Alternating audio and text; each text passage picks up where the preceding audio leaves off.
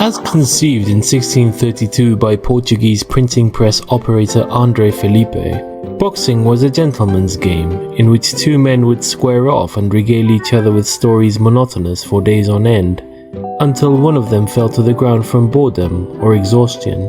Over the next few years, the new sport developed a respectable following of a few hundred local socialites.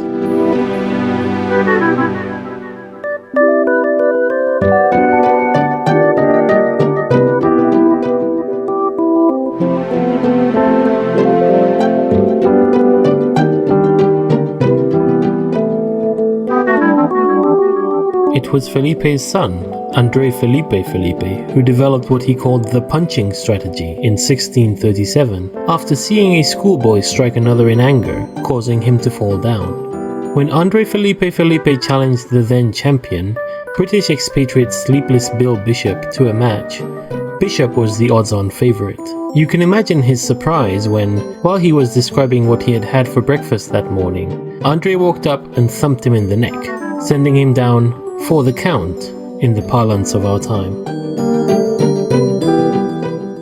While it was universally agreed that the boy had violated the spirit of the game, officials were unable to find any actual rule that punching violated, and were forced to let the victory stand.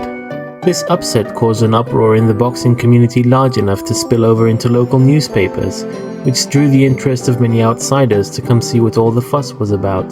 The newcomers were enthralled to engage in these borderline barbaric displays of human strength and skill, and the rest is history. After a few spoiled sport school moms, single-minded about safety, added the padded gloves, of course. Today's boxing enthusiasts fantasize about a newcomer that would rock the ring the way Felipe did. Calcification of the modern rule set has essentially locked the punching strategy into place, but it's easy to get caught up in the fantasy.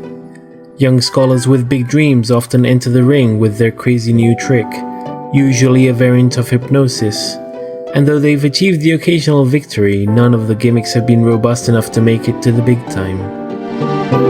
The real wonder, though, is that André Felipe's original vision of boxing is still around. Gentlemen's boxing clubs can be found in cities all over the world. You can visit one most any day of the week and see two erudite gentlemen exchanging pleasantries in the ring. Most people only come to watch a few hours of a match and then leave, but every once in a while you'll find amongst your elders a stout fellow, a die-hard fan, who perhaps witnessed that historic battle between Felipe and Bishop, who for love of the sport must stay to witness the last glorious seconds of wakefulness slip away, only to return to fight again another day.